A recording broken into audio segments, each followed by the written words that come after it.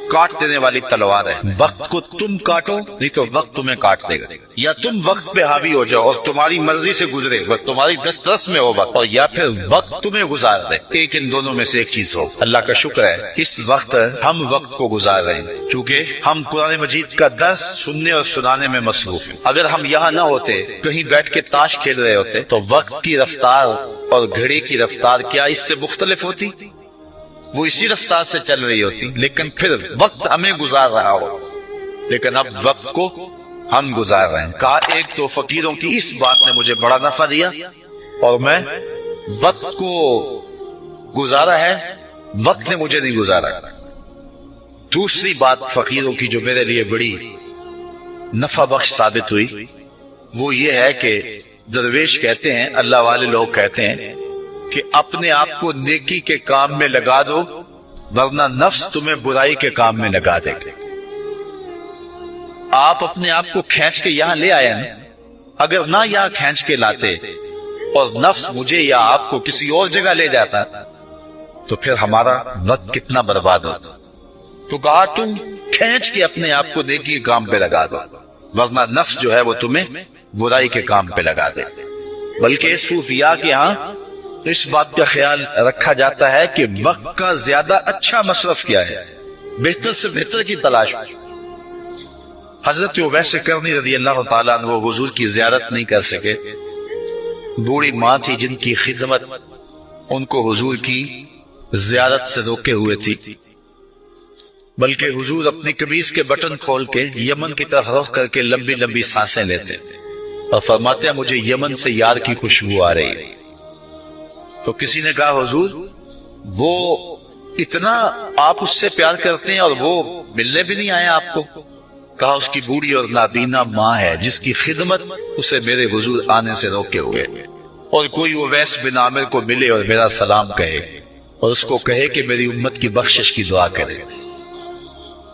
मालूम हुआ जो माँ बाप के खिदमत गुजार होते हैं उनकी दुआएं रद्द नहीं होती। हजरत उमर और हजरत अली मुर्तज़ा रज़ियल्लाहु ताला अन्हु गए दौरे फारूकी में हजरत उवैस को मिलने के लिए। खैर मुलाकात हो गई तो जाके हुजूर का सलाम दिया।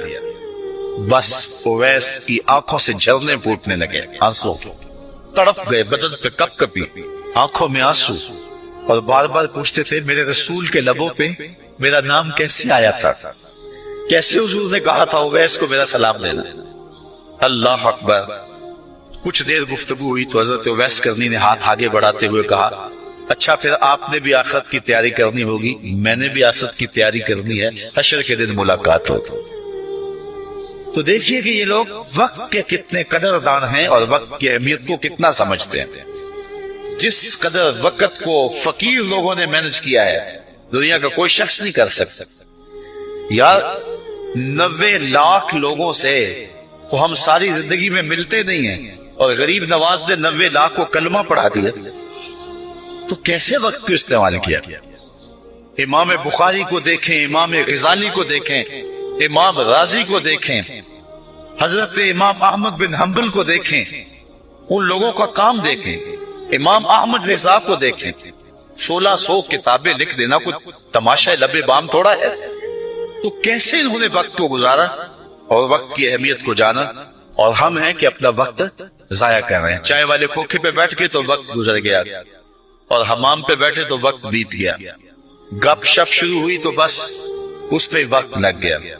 वल्लज़ीना हुम अनिल लग़्व मुरिदून, वो लग़वियात से एराज करते हैं। आगे सूरह फुरकान है इसी 18वें पारे में, वहां फरमाया कि जब वो लग़्व से गुजरने की नौबत आ जाए तो इज्जत से गुजर जाते, वो बांदर का तमाशा देख के रुक नहीं जाते।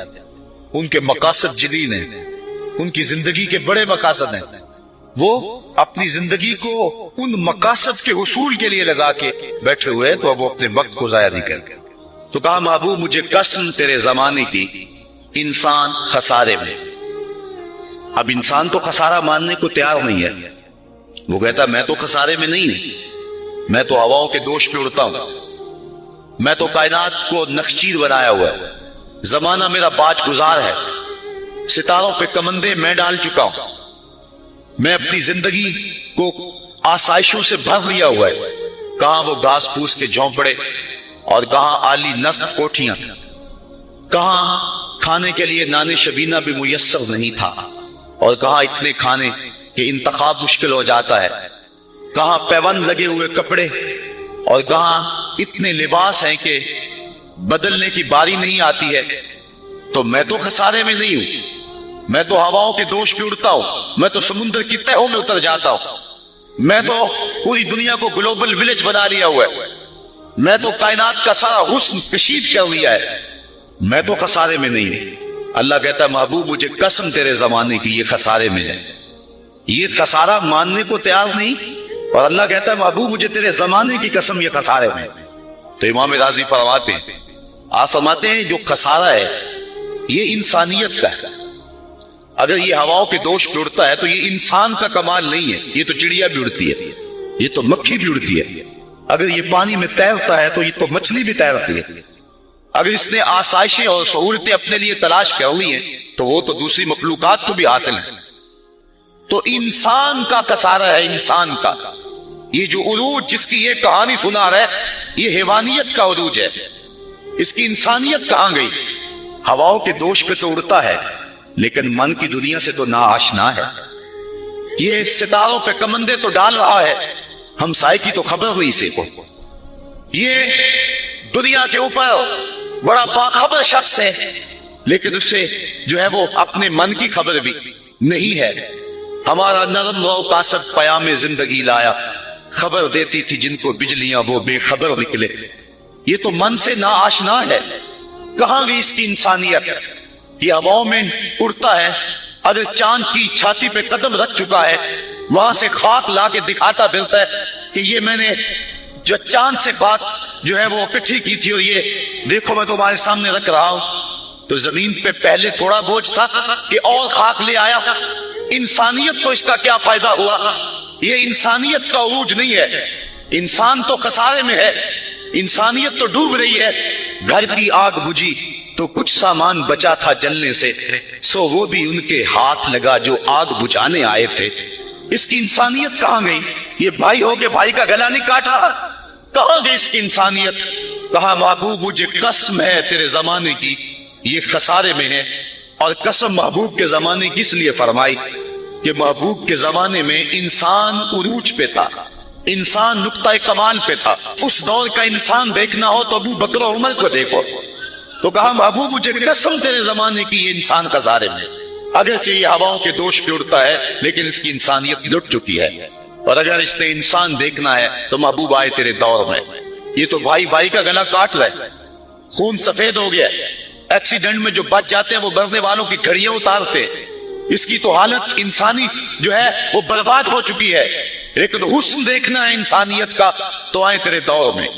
جب ایک شخص زخموں سے چور تڑپ رہا ہے اور کہتا ہے العطش، ہائے مجھے پیاس لگی ہے، ایک بندہ کہیں سے پانی کا پیالہ لیے اس کی پیاس بجھانے کے لیے آگے بڑھتا ہے اور اس کو پانی دیتا ہے، اور وہ بھی ہونٹوں تک لے آتا ہے کہ دوسری طرف سے آواز آتی ہے العطش، تو یہ پیالہ اسی وقت پیچھے کر دیتا ہے اور کہتا ہے میرے بھائی کو شاید زیادہ پیاس لگی ہے، پہلے اسے دے دو مجھے بعد میں دینا۔ اور یہ جب اس کے پاس جاتا ہے اور وہ پانی پینے لگتا ہے تو تیسری جگہ سے آواز آتی ہے، یہ اسے پانی دیتا ہے تو چوتھی جگہ سے آواز آتی ہے، حتیٰ کہ 7 اشخاص کے پاس پانی لے کے جاتا ہے اور ہر ایک آگے ترجیح دیتا ہے، اور جب وہ 7ویں شخص کے پاس پہنچتا ہے تو پہلے کے کرانے کی آواز بڑھ جاتی ہے، یہ کہتا ہے پیچھے بھاگ میں نے اسے پانی دے، اور جب یہ پلٹ کے آتا ہے تو اس کی روح پرواز کر جاتی ہے، پھر دوسرے کے پاس جاتا ہے تو اس کی روح پرواز کر جاتی ہے۔ پانی کا ایک پیالہ اور 7 آدمی زندگی اور موت کی کشمکش میں نزع کا عالم اور ایک دوسرے کو ترجیح دے رہے ہیں۔ کہا یہ تھا حسن انسانیت کا۔ محبوب جو تیرے زمانے میں تھا مجھے قسم تیرے زمانے کی یہ انسان خسارے میں ہے، اگر خسارے سے بچنا ہے تو دامن محمد کا تھامنا ہو۔ الا الذین آمنوا کا بیان اس پہ گواہی دے رہا ہے۔ تو یہ انسان کا خسارہ ہے، انسانیت کا خسارہ ہے۔ شیخ زادہ نے بیضاوی کے حاشیے میں ایک اور خسارے کا پہلو بیان کیا حضرت علی المرتضیٰ رضی اللہ تعالی عنہ سے۔ آپ فرماتے خسارہ یہ ہے، یہ انسان کی جو سانسیں ہیں، ہم لمحہ لمحہ سمجھتے ہیں کہ ہم بڑے ہو رہے ہیں لیکن ہم موت کے قریب ہو رہے ہیں، یہ سانسیں موت کی طرف بڑھنے والے قدم ہیں. تو یہ ہے انسان کا خسارہ جو اپنی سانسوں کے ذریعے کر رہا ہے. امام راضی لکھتے ہیں کہ ایک شخص پھٹے پہ رکھ کے برف بیچ رہا تھا، اور ایک بزرگ کہتے ہیں کہ مجھے ان الانسان لفی خسر کا ترجمہ سمجھ میں نہیں آتا. جب اللہ کرم نوازی فرمانے لگے تو پھر ہدایت کے سامان اس کے لیے بنتے چلے جاتے ہیں، اور جب کسی کی بہتری کا اللہ ارادہ نہ کرے تو اسے قرآن سے بھی ہدایت نہیں ملتی ہے. تو وہ کہتے ہیں میں گیا بازار میں، سمرقند کا بازار تھا، وہاں ایک آدمی پھٹے پہ رکھ کے برف بیچ رہا تھا اور آواز کیا لگا رہا تھا، توجہ چاہوں گا، کہہ رہا تھا ارحموا من یذوب راس مالہ، اور میرے پہ رحم کرو، مجھ سے برف لے لو. اگر تم نے برف خریدنے میں دیر کر دی تو میں کمائی کیا کرنی ہے؟ جو میں نے پیسے لگائے ہیں وہ بھی میرے لٹ جائیں گے، میرا راس المال بھی برباد ہو جائے گا.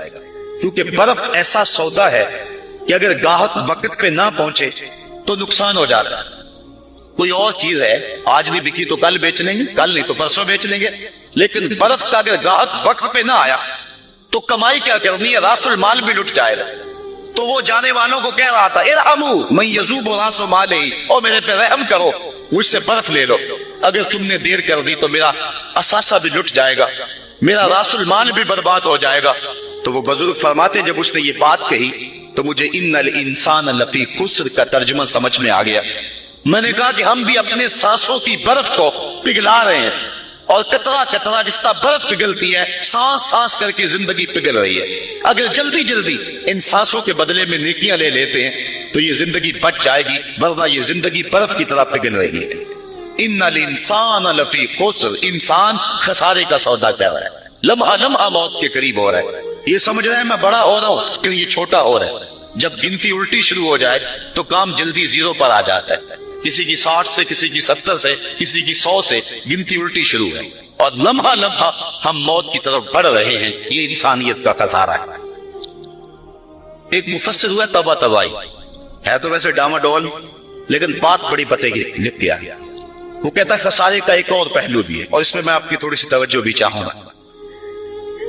وہ کہتا ہے خسارہ یہ ہے کہ اللہ نے ایک شے کو ایک حسن دیا ہے تو دوسرے حسن سے اسے محروم رکھا ہے، تو وہ شے کہتی ہے کہ میں خسارے میں. اس کی مثال وہ کہتا ہے یہ پھول ہیں، ان میں خوشبو ہے لیکن روشنی نہیں ہے، اندھیرے میں آپ ان سے چراغاں نہیں کر سکتے. تو پھول کہیں گے ہم خسارے میں، ہمارے میں خوشبو تو ہے لیکن روشنی نہیں. چاند میں روشنی ہے لیکن اس میں خوشبو نہیں ہے، تو چاند کہتا ہے میں خسارے میں، کہ میرے میں روشنی تو بڑی ہے، میرے دم سے کائنات میں اجالے تو پھیل جاتے لیکن خوشبو نہیں ہے، میں خسارے میں. ایک بچہ کہتا ہے میرے میں بچپنے کی معصومیت تو ہے لیکن جوانی کا پاک پن نہیں ہے، لہذا میں خسارے میں. ایک جوان کہتا ہے میرے میں جوانی کا حسن تو ہے لیکن بڑھاپے کا تجربہ نہیں، لہذا میں خسارے میں. اور ایک بوڑھا کہتا ہے کہ میرے میں بڑھاپے کا تجربہ تو ہے لیکن اب بچپنے کی وہ معصومیت کا، وہ کاغذ کی کشتی، وہ بارش کا پانی.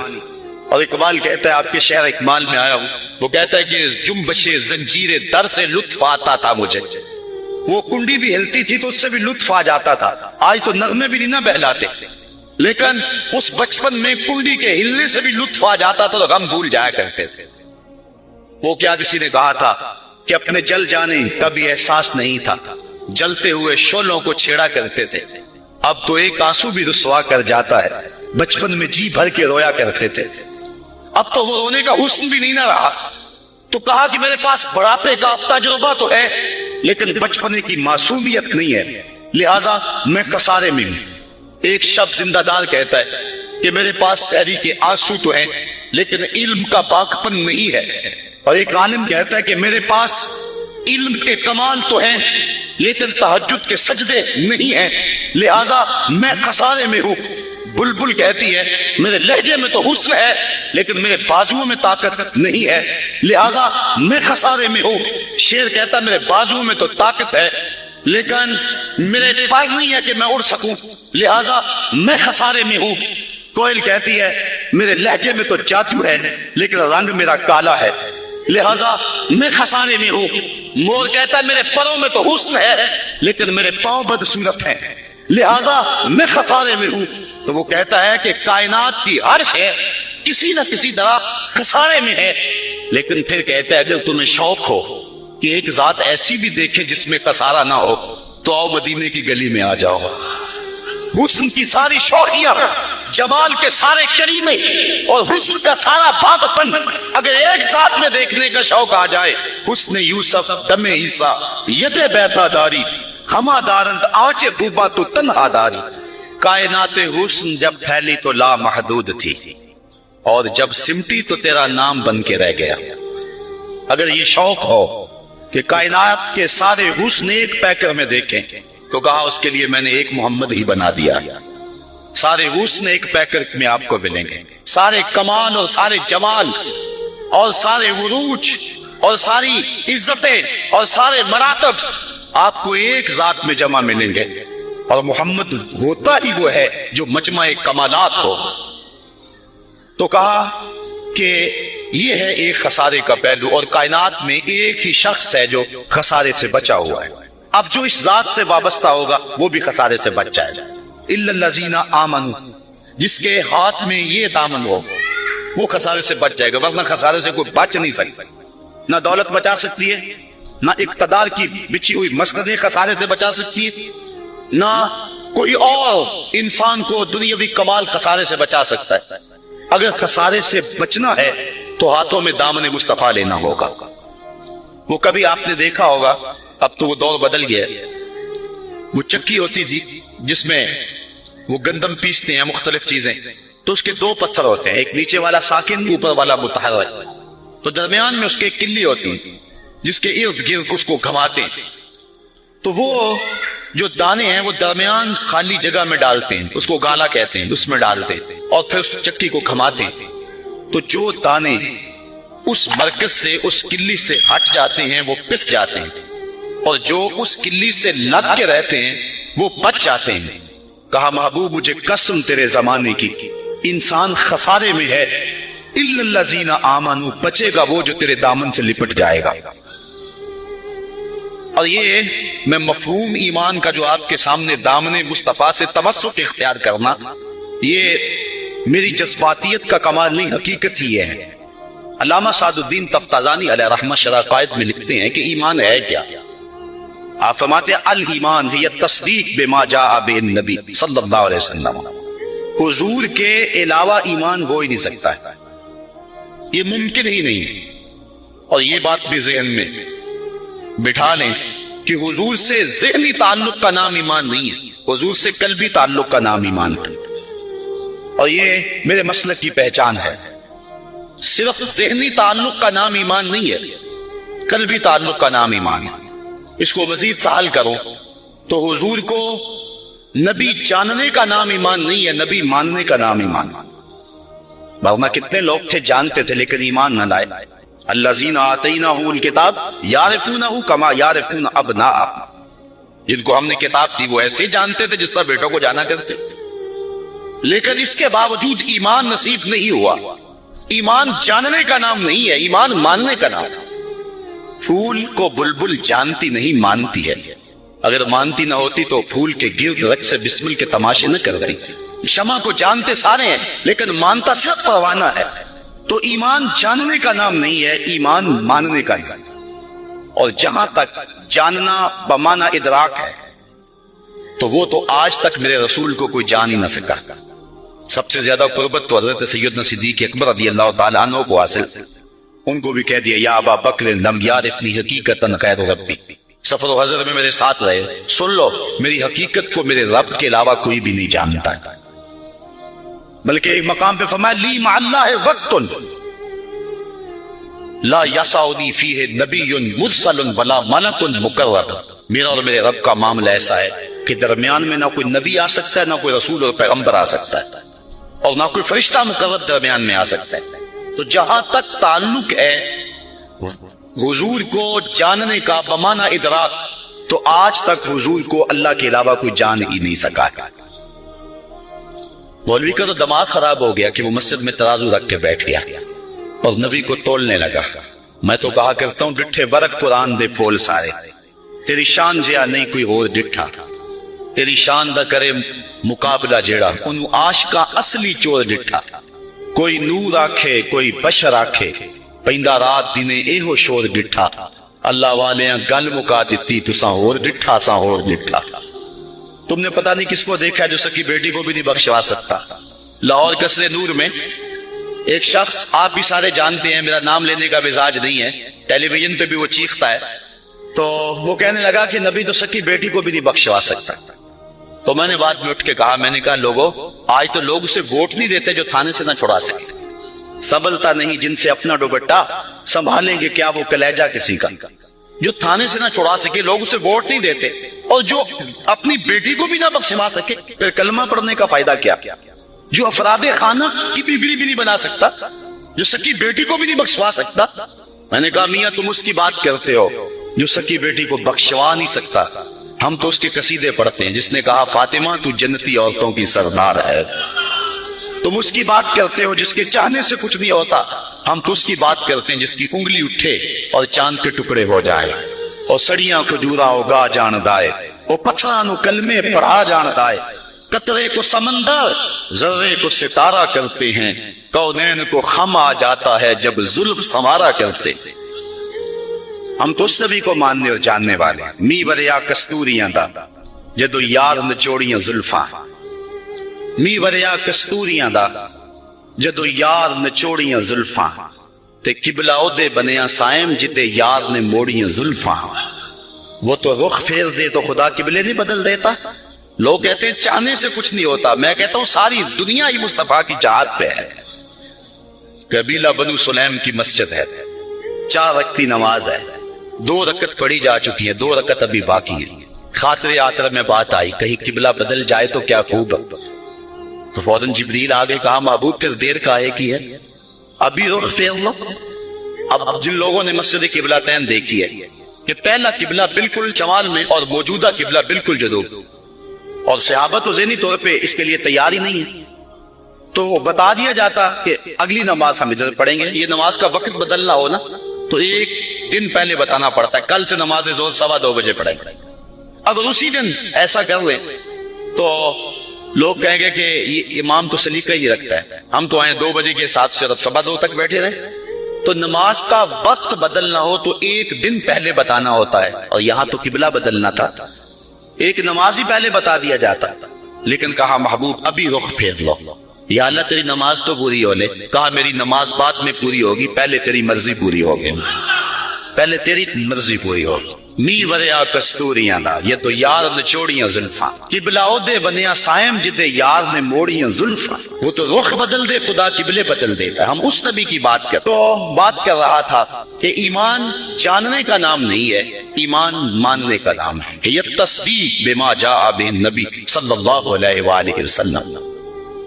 ایمان کے بعد اب یہ بات بھی ذہن نشین کریں کہ اس دنیا پہ سب سے بڑی دولت مجھے اور آپ کو جو عطا کی گئی ہے وہ دولت ایمان ہے، سب سے بڑی دولت۔ اگر ایمان نہیں سب کچھ مل گیا کچھ بھی نہیں ہے، اور اگر کوئی چیز پاس نہیں ہے لیکن ایمان کی دولت موجود ہے تو یہ سب سے بڑا حسن اور سب سے بڑی بہار۔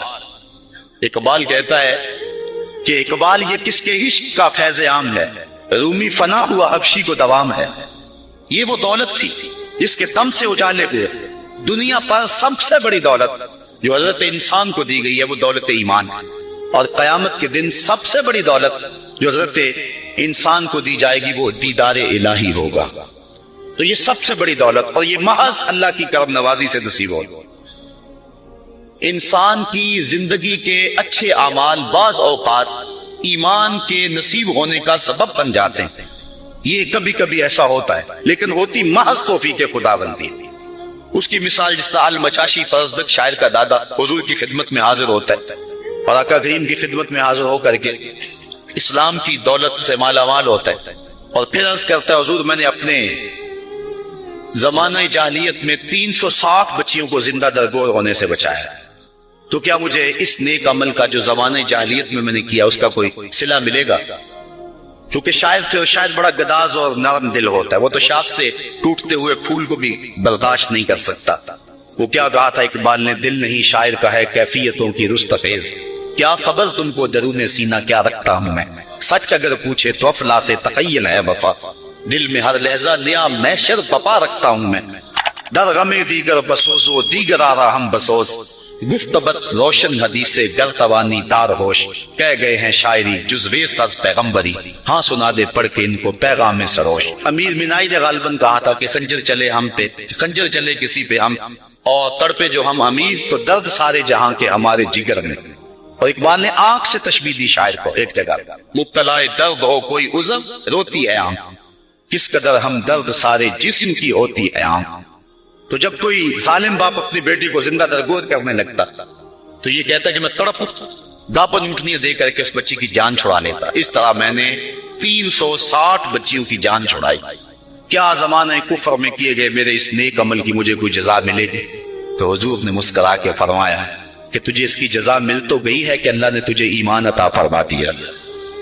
تو کبھی ایسا ہوتا ہے، لیکن اگر ایمان نہیں ہے تو اعمال کی جزا نہیں ہے۔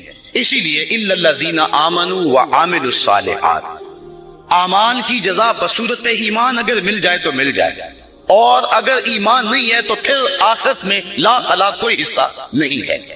الا الذین آمنوا وعملوا الصالحات، انسان خسارے میں ہے۔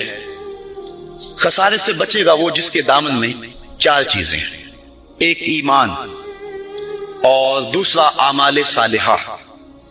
ایمان کی زینت ہے، ہمارے احناف کے نزدیک اعمال نفس ایمان میں داخل تو نہیں ہے کیونکہ وہ مجرد تصدیق قلبی کا نام ہے، لیکن ایمان کا حسن جو ہے وہ اعمال ہے۔ آج ہمارا حال یہی ہے کہ دعوی ایمان ہمارے پاس موجود ہے لیکن مسلمانوں والے اعمال ہمارے پاس نہیں ہیں۔ تیرے صوفے ہیں فرنگی، تیرے کالی ہیں ایرانی، خون کے آنسو رلاتی ہے جوانوں کی تن آسانی، ہر کوئی مس سے مئے ذوق تن آسانی ہے، تم مسلمان ہو یہ انداز مسلمانی ہے، حیدری فقر ہے نئے دولت عثمانی ہے، تم کو اسلاف سے کیا نسبت روحانی ہے، وہ معزز تھے زمانے میں مسلمان ہو کر اور تم خار ہوئے وہ تارک قرآن۔ آج ہم صرف دعوے کی حد تک ہے۔ شکوے میں اقبال جب چیخ چیخ کے کہتا ہے کہ تیرے کعبے کو جبینوں سے بسایا ہم نے، نو انسانی کو غلامی سے چھڑایا ہم نے، صفائے دار سے باطل کو مٹایا ہم نے، تیرے قرآن کو سینوں سے لگایا ہم نے، پھر بھی گلا ہے ہم سے کہ وفادار نہیں، ہم وفادار نہیں تو بھی تو دلدار نہیں۔ تو جب اس کا جواب آتا ہے تو سنیے، لہجہ تھوڑا سا بدلا کہ میرے کعبے کو جبینوں سے بسایا کس نے، نو انسانی کو غلامی سے چھڑایا کس نے، صفائے دار سے باطل کو مٹایا کس نے، میرے قرآن کو سینوں سے لگایا کس نے، تھے تو آباب تمہارے ہی مگر تم کیا ہو، ہاتھ پہ ہاتھ درے منتظر فردا ہو۔ ذرا کبھی اپنے اندر جھانک کر کے دیکھا کہ ہم ہیں کہاں اور کس جگہ پہ کھڑے ہوئے ہیں۔ آج ہم مسلمان ہونے کی بات کرتے ہیں لیکن کبھی دیکھیں کہ ہمارے عمل کی پوزیشن اور حالت کیا ہے، آج ہم کس جگہ پہ کھڑے ہوئے ہیں۔ لالو لکشمن پرشاد نے ایک کتاب لکھی عرب کا چاند، اور یہ ہندو رائٹر ہے، اور اس میں اس نے حضور کی سیرت اتنے خوبصورت اور دل فریب پیرائے میں بیان کی کہ گویا سطروں کے اندر چراغ ہی رکھ دیے ہیں۔ تو کسی نے سوامی لکشمن پرشاد سے پوچھا کہ تو نے مسلمانوں کے نبی پر اتنی خوبصورت سیرت کی کتاب لکھی ہے، تو حضور کا غلام کیوں نہیں بن جاتا؟ تو جو اس نے جواب دیا، اگر ہم اس پہ تھوڑا سا تفکر کریں تو وہ ہماری آنکھیں کھول دینے کے لیے کافی ہے، لیکن اگر ہم اس پہ غور نہ کریں تو وہ ایک گاڑی ہمارے روڈ پہ چلتی ہے، اس کے پیچھے لکھا ہوا عقل نہ ہو تو موجہ ہی موجہ۔ بات یہ ہے، بات سوچنے والوں کے لیے ہوتی ہے۔ تو سوامی نے جواب دیا تھا کہ جب میں نے حضور کی سیرت لکھنے کے لیے امہات کتب سیر کو پڑھا تو یہ جذبہ میرے سینے میں بھی گڑائیاں دینے لگا کہ میں اس نبی کا غلام کیوں نہیں بن جاتا۔ لیکن جب میں مسلمانوں کے کردار کو دیکھتا ہوں تو میں کہتا ہوں میں ہندو ہی ٹھیک، ہمارا کردار لوگوں کے ایمان کے راستے میں رکاوٹ بنا ہوا۔ اور ایک زمانہ تھا کہ ہماری میتیں بھی ایمان دیا کرتی تھی۔ امام محمد کا جب جنازہ اٹھا تو پورا پسرا امڑ آیا، یہودی عیسائی کہنے لگے مسلمانوں کا امام جا رہا ہے اور اس کا آخری دیدار ہے، چلو تم بھی آخری دیدار میں شامل ہو جاؤ، جنازے میں شامل ہو جاؤ۔ لوگ ذوق و شوق کی فراوانی میں آگے بڑھ بڑھ کے جنازے کی چارپائی کو کندھا دے رہے تھے۔ تو اگر کسی عیسائی اور کسی یہودی کا جی چاہا کہ میں بھی مسلمانوں کے امام کے جنازے کی چارپائی کو کندھا دوں تو ہمیں تاریخ بتاتی ہے پھر جس کا کندھا امام محمد کے جنازے کی چارپائی کو چھوا اس کے لبوں پہ کلمہ جاری ہو گیا۔ آؤ اپنے آپ کو مالک کی چوکھٹ پہ لے جاؤ، اس کی دہلیز پہ لے جاؤ۔ ہمارے بزرگ فرمایا کرتے تھے سونے سے قبل 5 انگلیاں بھی گن لیا کرو، 5 نمازیں بھی گن لیا کرو۔ اور اگر تہجد نصیب ہو جائے، کتنے خوش نصیب ہیں وہ لوگ جو سحری کا اٹھنا پا لیتے ہیں۔ ایک روایت میں آتا جب سحری کے لمحے ہوتے ہیں تو شوہر اٹھتا ہے اور اپنی بیوی کو بھی جھنجھوڑتا ہے، لیکن نیند کے غلبے کی وجہ سے وہ اٹھ نہیں پاتی۔ خیر یہ چلا جاتا ہے، وضو کرتا ہے، واپس آتے ہوئے چلو میں تھوڑا سا پانی لے آتا ہے اور اپنی بیوی کے اوپر چھڑک دیتا ہے تو وہ بھی اٹھ جاتی ہے اور یہ مصلی بچھا کے نماز پڑھنے لگ جاتا ہے، اللہ کی حضور سجدہ ریزیاں کرتا ہے، اور وہ بھی جلدی سے وضو کر کے اس مصلی کے ساتھ مصلی بچھا کے خاتون بھی نماز پڑھنے لگ جاتی ہے۔ تہجد کے سجدے ہیں، سحری کے لمحے ہیں، رات کی تاریکیاں ہیں، کوئی دیکھنے والا نہیں ہے، 2 مصلی بچھے ہیں، ایک پہ شوہر کھڑا ہے، ایک مصلی پہ بیوی کھڑی ہے، رب کی دہلیز کا نوکر اور اس کی چوکھٹ کی بادی، دونوں سجدہ ریز۔ حدیث میں آتا ہے جب یہ سجدے کر رہے ہوتے ہیں اللہ دیکھ کے مسکرا رہا ہوتا ہے، اپنی شان کے مطابق مسکرا رہا ہوتا ہے کہ دیکھو میرا بندہ اور میری بندی میرے لیے سجدے کر رہے ہیں۔ پھر کتنی رحمتیں برستی ہیں، کتنی کرم نوازیاں ہوتی ہیں۔ ذرا اپنی سحریوں کا آغاز سجدوں سے کرو، پھر آپ کو کسی بابے کے پاس نہیں جانا پڑے گا کہ جن آ گیا، بھوت آ گیا، ہمارے گھر میں سایہ ہو گیا، بدروحوں کا اثر ہو گیا، کسی نے تعویذ ڈال دیے، جادو کر دیا، ٹونا کر دیا۔ تہجد کے سجدوں سے اپنے مسلوں کو آباد تو کر کے دیکھو، تمہارے گھر پہ چھم چھم رحمتوں کا نزول ہوگا، کرم نوازیاں اتریں گی تمہارے گھر کے اندر، نوار برسے گی۔ آؤ اس کی چوکھٹ پہ آؤ، اس کی کرم نوازیوں کے رنگ دیکھو کہ وہ کتنے کرم نوازیاں کرتا، پہ رزق کے دروازے بھی کھلیں گے تمہارے لیے، رحمتوں کے دروازے بھی کھلیں گے، سکون اور طمانینت کے دروازے بھی کھلیں گے، اندر سے روشنی پھوٹے گی۔ تو کہا ہر جان یہ دیکھے اس نے آنے والے کل کے لیے آگے کیا بھیجا ہے۔ پھر کہا واتقوا اللہ، اور اللہ سے ڈر جاؤ۔ پھر دوبارہ وہی تلقین کی، پھر ارشاد فرمایا ان اللہ خبیر بما تعملون، جو تم کرتے ہو تمہارا رب اس سے باخبر ہے، تم اس کی نگاہوں سے پوشیدہ نہیں ہو۔ آج کہیں لکھا ہوتا ہے نا خبردار کیمرے کی آنکھ دیکھ رہی ہے، تو لوگ سیدھے ہو کے بیٹھ جاتے ہیں، کیمرے کی آنکھ دیکھ رہی ہے۔ کیمرے کی تو لائٹ بھی بند ہو سکتی ہے، اس کا سسٹم خراب بھی ہو سکتا ہے، لیکن جو رب کے کیمرے لگے ہیں وہ سسٹم کبھی خراب نہیں ہوتا۔ کیمرے کی ایک رینج ہے، اس سے آگے نہیں دیکھ پاتا، لیکن مالک کی شان کے ارا زبیبن نملۃ السودا، کالی رات کے اندھیرے میں، کالے پہاڑوں کے سلسلے میں، گہری غار کے اندر چیونٹیوں کے عمیق سوراخ میں جب چیونٹی چلتی ہے تو اس کے ننھے مہین قدموں سے سینہ سنگ کے اوپر جو وہمی اور گمانی لکیر بنتی ہے، تمہارا رب اس کو یوں دیکھتا ہے جس طرح دیوار چین کو دیکھتا ہے۔ اس کی نظروں سے کیا ہماری خلوتیں پوشیدہ ہیں، ہمارے اعمال پوشیدہ ہیں، کیا اس کی نظروں سے ہمارے خیال پوشیدہ ہیں؟ دروازہ مقفل کر کے اگر ہم گناہ کریں گے تو کیا مالک سے پوشیدہ ہوں گے؟ لوگوں سے تو پوشیدہ ہیں لیکن مالک سے پوشیدہ نہیں ہیں۔ یہ عقیدہ جم جائے تو بند کوٹری میں بھی جرم نہیں ہو سکتا۔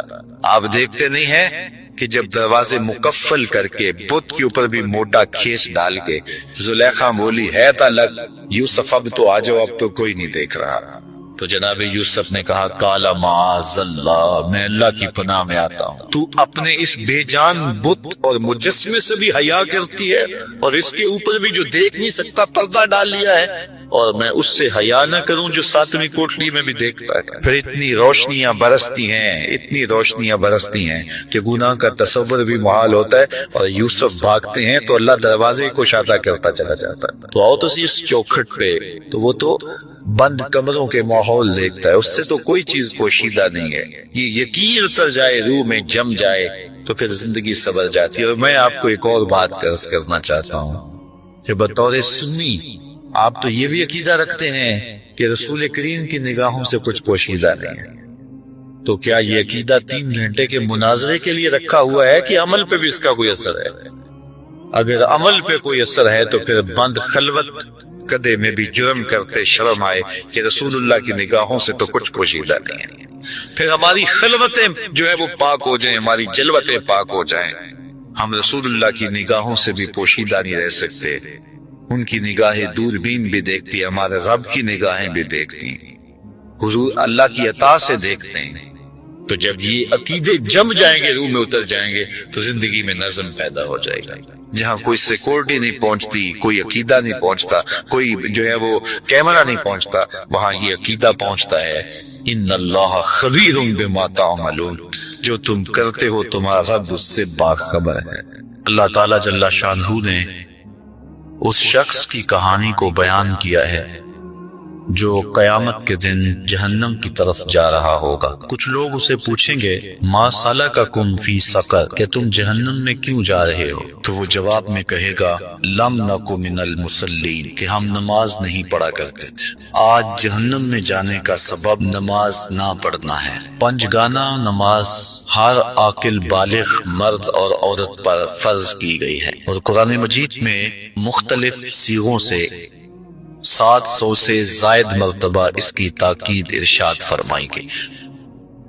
سینکڑوں احادیث نماز کی تاکید، فضائل، ادا کرنے کی ترغیب اور نہ پڑھنے پر ترغیب میں وارد ہیں۔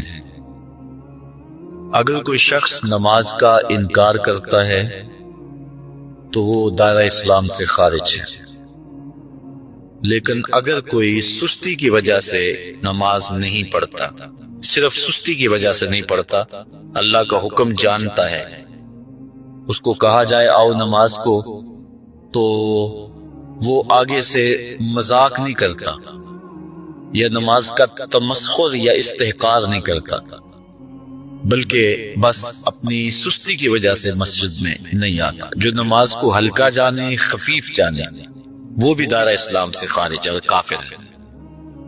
لیکن جو شخص اس کو اللہ کا حکم جانتا ہے اور اس کو پڑھنا اپنے اوپر ضروری سمجھتا ہے، لیکن سستی کی وجہ سے پڑھ نہیں سکتا، تو اس کے بارے میں علماء کی آراء مختلف ہیں۔ حضرت امام اسحاق اور حضرت امام احمد رضی اللہ تعالی عنہما آپ تو فرماتے ہیں کہ ایسا شخص کافر ہے اور اس کو قتل کرنا واجب ہے۔ حضرت امام مالک کا قول ہے کہ، اور امام شافعی کا بھی یہی قول ہے، وہ بھی کہتے ہیں کہ اس کو قتل کیا جائے گا اور بطور حد قتل کیا جائے گا۔ حضرت امام اعظم امام ابو حنیفہ علیہ رحمہ آپ فرماتے ہیں کہ بے نمازی کو قتل نہیں کیا جائے گا، بلکہ اس پر تعزیر نافذ ہوگی۔ یہ حاکم وقت کی ثواب دید پر ہے کہ وہ اس پر کیا سزا دیتا ہے، اور فرمایا اس کو 7 قید کیا جائے گا اور توبہ کے لیے اس کو زور دیا جائے گا۔ اگر وہ توبہ کر لے تو اس کو قید سے باہر نکال لیا جائے گا، ورنہ اس کو قید رکھا جائے گا۔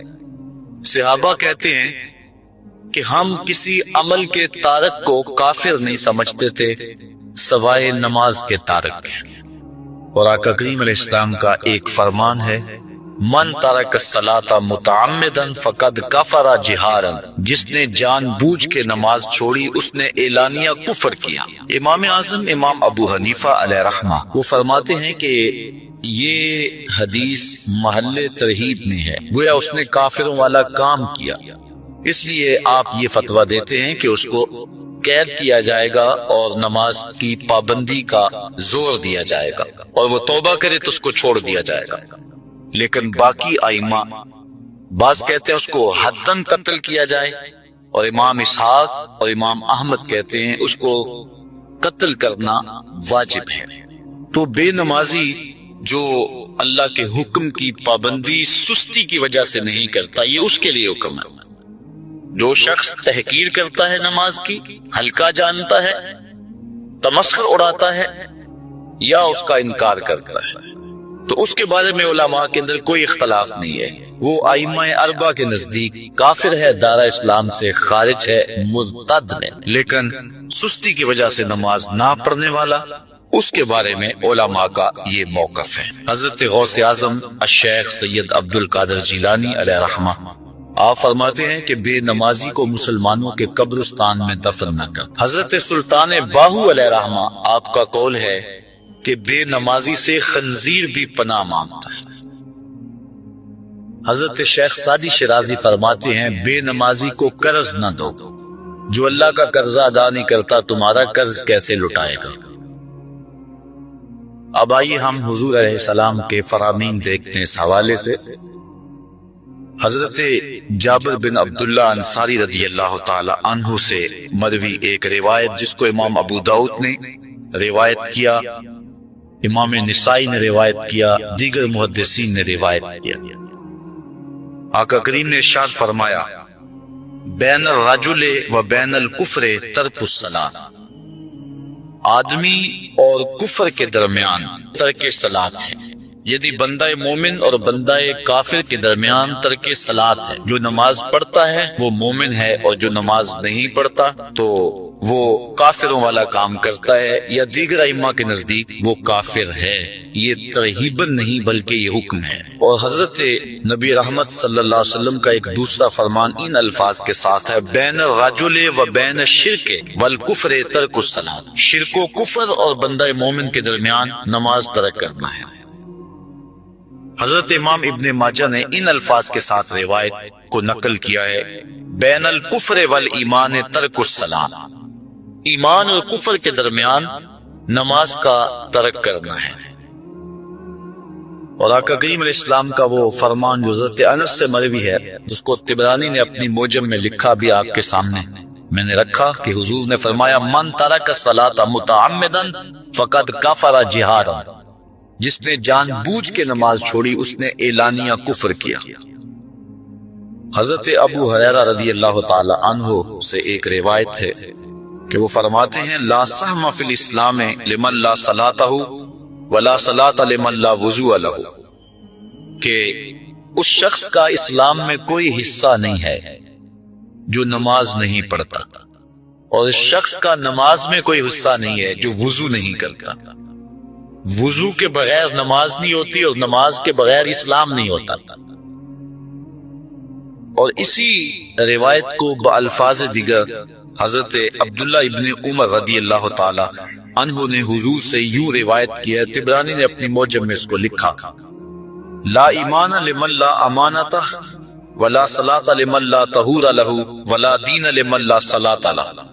حضور فرمایا کہ اس شخص کا ایمان نہیں جس میں امانت نہیں، اور اس شخص کی نماز نہیں جس کو پاکیزگی حاصل نہیں، اور اس شخص کا دین نہیں جس کو نماز نصیب نہیں۔ حضرت امام ابن ماجہ نے اس روایت کو اپنے الفاظ کے ساتھ روایت کیا ہے۔ حضرت بریدہ رضی اللہ تعالیٰ عنہ اپنے باپ سے روایت کرتے ہیں اور وہ حضور سے روایت کرتے ہیں۔ حضور علیہ السلام نے ارشاد فرمایا ان العہد الذی بیننا وبینہم الصلاۃ فمن ترکہا فقد کفر، کہ ہمارے اور ان لوگوں کے درمیان جو معاہدہ ہے وہ نماز کا ہے، جس نے نماز کو چھوڑ دیا اس نے کفر کیا، یعنی ہمارا اور ان کا پھر اب معاہدہ باقی نہیں رہے گا۔ حضرت امام بخاری نے روایت نقل کی ہے، حضور نے ارشاد فرمایا من ترک الصلاۃ العصر فقد حبط اعمالہ، جس نے عصر کی نماز چھوڑی اللہ اس کے سارے عمل برباد کر دیتا۔ حضرت ابو ہریرہ رضی اللہ تعالی عنہ سے روایت ہے جس کو امام ابن ماجہ نے اور امام نسائی نے روایت کیا ہے، وہ حضور سے روایت کرتے ہیں، بڑی مشہور روایت ہے۔ حضور نے ارشاد فرمایا ان اول ما يحاسب به العبد بصلاته فان صلحت فقد افلح وانجح وان فسدت فقد خاب وخسر۔ فرمایا قیامت کے دن بندے سے سب سے پہلا حساب نماز کا لیا جائے گا، اگر اس کی نماز ٹھیک ہو گئی تو وہ فلاح پا گیا، اگر پہلا تول ٹھیک آ گیا تو وہ کامیاب ہے، وانجح اور نجات پا گیا، وَإِن فَسَدَتْ فَقَدْ خَابَ وَخَسِرَ، اور اگر پہلا تول ہی ٹھیک نہ ہوا تو پھر وہ ذلیل و رسوا ہو گیا۔ حضرت عبادہ بن صامت رضی اللہ تعالیٰ عنہ سے ایک طویل روایت ہے، وہ کہتے ہیں کہ حضور علیہ السلام نے مجھے 7 چیزوں کا حکم دیا، مجھے وصیت کی کہ ان 7 کاموں کو کرنا ہے۔ ان کے اندر جو دوسری چیز تھی وہ حضور نے یہ ارشاد فرمائی وَلَا تَتْرُكُوا الصَّلَاةَ مُتَعَمِّدِينَ فَمَن تَرَكَهَا مُتَعَمِّدًا فَقَدْ خَرَجَ مِنَ الْمِلَّةِ، کہ جان بوجھ کے کبھی نماز نہ چھوڑنا، جس نے نماز چھوڑی وہ ملت اسلامیہ سے نکل گیا۔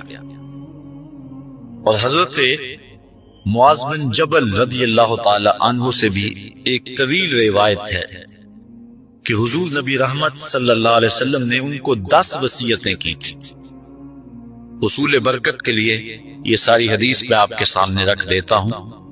کہتے ہیں اوصانی رسول اللہ صلی اللہ علیہ وسلم بعشر کلمات، حضور نے مجھے 10 باتیں ارشاد فرمائیں، حکمت سے بھری اور رحمتوں سے بھری ہوئی ایک ایک بات ہے، ان کے بول بہاروں جیسے اور اصحاب ستاروں جیسے۔ تو اتنا خوبصورت کلام لہو خورشید کا ٹپکی اگر ذرے کا جگر کیے۔ حضور نے 10 باتیں حضرت معاذ بن جبل رضی اللہ تعالی عنہ کو بطور وصیت ارشاد کی۔ کہتے ہیں کالا، حضور نے مجھے کہا، ارشاد کیا، لا تشرک باللہ شیئا وان قتلت وحرقت، اللہ کے ساتھ کسی کو شریک نہ ٹھہرانا، اگرچہ تجھے قتل بھی کیا جائے اور تجھے آگ میں جلا بھی دیا جائے، کبھی بھی اللہ کے ساتھ شریک نہ ٹھہرانا۔ دوسری بات حضور نے مجھے یہ ارشاد فرمائی، ولا تعص والدیک وان امراک ان تخرج من اہلک ومالک، کہ اپنے والدین کی کبھی نافرمانی نہ کرنا، اگرچہ تجھے حکم دیں کہ اپنے مال کو اور اپنے بچوں کو لے کے گھر سے نکل جا، تو کہا یہ کر لینا، نکل جانا، لیکن والدین کی نافرمانی نہ کرنا۔ تیسری بات حضور نے ارشاد فرمائی، وَلَا تَتْرُكَنَّ صَلَاةً مَكْتُوبًا مُتَعَمِّدًا فَإِنَّ مَنْ تَرَكَ صَلَاةً مَكْتُوبَةً مُتَعَمِّدًا فَقَدْ بَرِئَتْ مِنْهُ ذِمَّةُ اللَّهِ۔ فرمایا اے معاذ بن جبل، فرض نماز جان بوجھ کر کبھی بھی نہ چھوڑنا، زندگی میں کبھی نہ ہو کہ تجھ سے فرض نماز چھوٹے، اس لیے کہ جس نے فرض نماز جان بوجھ کے چھوڑ دی، اللہ اور اس کے رسول نے اس سے اپنا ذمہ اٹھا لیا، اب وہ جدھر مرضی جائے، اللہ نے جو ذمہ لیا ہوا ہے مومن کا اللہ اٹھا لیتا ہے۔ چوتھی چیز حضور نے جو ارشاد فرمائی، وَلَا تَشْرِبَنَّ خَمْرًا فَإِنَّهُ رَأْسُ كُلِّ فَاحِشَةٍ، اے معاذ بن جبل زندگی میں کبھی بھی شراب نہ پینا، ہر بے حیائی کی جڑ ہے اور بنیاد ہے شراب۔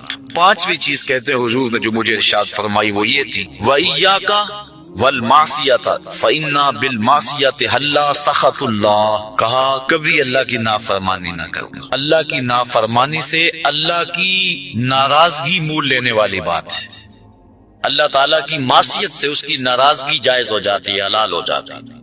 اور چھٹی چیز کہتے ہیں حضور نے یوں ارشاد فرمائی، وَإِيَّاكَ وَالْفِرَارَ مِنَ الزَّحْفِ وَإِنْ هَلَكَ النَّاسِ، کہا جب محاذ پہ ڈٹا ہونا تو کبھی پیٹھ نہ پھیرنا، اگرچہ لاشیں جو ہیں وہ گر رہی ہوں اور لوگ ہلاک ہو رہے ہوں، سارے لشکر کے ہلاک ہو جانے کا ڈر بھی ہو، لیکن کہا معاذ بن جبل میں تمہیں وصیت کرتا ہوں کبھی پیٹھ پھیر کے بھاگنا نہیں ہے۔ حضور نے کہتے ہیں مجھے جو ساتویں چیز ارشاد فرمائی وہ یہ تھی، وَإِنْ أَصَابَ النَّاسَ مَوْتٌ فَاصْبُتْ، اگر تو کسی ایسے علاقے میں رہتا ہو جہاں موت آ جائے، کوئی بیماری آ جائے موت والی، تو علاقہ چھوڑ کے بھاگنا نہ، وہی رہنا، تیری قسمت میں زندگی ہوئی تجھے کوئی موت دے نہیں سکتا، اور اگر موت تیرے لیے لکھی گئی ہے تو جہاں مرضی چلا جائے تو موت سے بچ نہیں سکتا، اس لیے ایسے مقام سے بھاگ کر نہ جانا، وہیں ڈٹے رہنا اور وہیں رکے رہنا۔ آٹھویں چیز کہتے ہیں حضور نے مجھے ارشاد فرمائی، وَأَنفِقْ عَلَىٰ أَهْلِكَ مِن طَوْلِكَ، کہا اللہ نے تجھے جو وسعت دی ہے، تجھے جو مال دیا ہے، اس کو اپنی اولاد پر کھل کے خرچ کرنا، اپنی اولاد سے بخل نہ کرنا، اولاد کے معاملے کے اندر جہاں ان کی ضرورت ہو اس کو کھل کے پورا کرنا ہے۔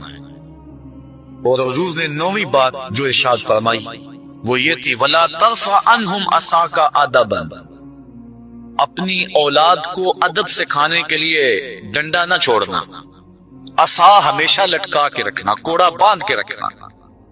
اور 10ویں چیز کہتے ہیں حضور نے جو مجھے ارشاد فرمائی، وَأَخْفِهِمْ فِي اللَّهِ، اپنی اولاد کے دل میں اللہ کا خوف ڈالتے رہنا، اللہ کا ڈر پیدا کرنا اپنی اولاد کے اندر۔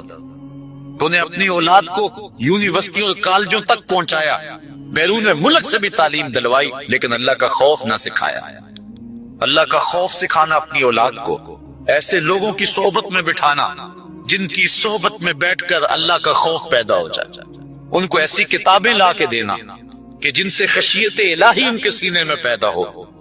اگر تو نے سب کچھ دے دیا، عالی نسب بنگلے دے دی اپنی اولاد کو، تو نے جو ہے وہ بہت اچھی تعلیم دلوا دی اپنی اولاد کو، دنیاوی سوسائٹی کے اندر ان کا وقار بہت بلند ہو گیا، تو نے سب کچھ دے دیا اپنی اولاد کو، اللہ کا خوف نہیں دیا تو کچھ بھی نہیں دیا۔ تو حضور نے جو 10ویں وصیت حضرت معاذ بن جبل کو کی وہ یہ ہے کہ انہیں اللہ سے ڈراتے رہنا، اللہ تعالیٰ کا خوف، ان کی خشیت ان کے سینے میں پیدا کرنا۔ اللہ اکبر۔ حضور کا ایک اور فرمان سنیے، حضور نے فرمایا کہ جو شخص نماز چھوڑتا ہے، ایک طویل حدیث ہے جس کا یہ حصہ ہے، وَكَانَ يَوْمَ الْقِيَامَةِ مَعَ قَارُونَ وَفِرْعَوْنَ وَحَامَانَ وَأُبَيِّ بْنِ خَلَف، جو نماز ترک کرتا ہے قیامت کے دن قارون کے ساتھ، فرعون کے ساتھ، حامان کے ساتھ اور ابی ابن خلف کے ساتھ کھڑا کر دیا جائے گا۔ جس صف میں اللہ کے دشمن کھڑے ہوئے ہوں گے، بے نوازی کو بھی اس صف میں کھڑا کر دیا جائے گا۔ کتنی رسوائی، کتنی ذلت ہے۔ کوئی بندہ یہ گوارا کرتا ہے کہ مجھے اس صف میں کھڑا کر دیا جائے جس پہ دشمنان خدا کھڑے، دشمنان رسول کھڑے، میری کوئی بہن، میری کوئی بیٹی کیا یہ گوارا کر سکتی ہے کہ اس کو حضور پہ کانٹے پھینکنے والی ام جبیل کے ساتھ کھڑا کر دیا جائے، اس کو حضور کو اذیت دینے والی عورتوں کے ساتھ کھڑا کر دیا جائے؟ نہ میری کوئی بہن اور نہ کوئی میری ماں اس بات کو گوارا کرتے۔ تو جب ہم یہ گوارا نہیں کرتے تو پھر ہمیں عزم کرنا چاہیے کہ آج کے بعد نماز نہیں چھوڑنی ہے۔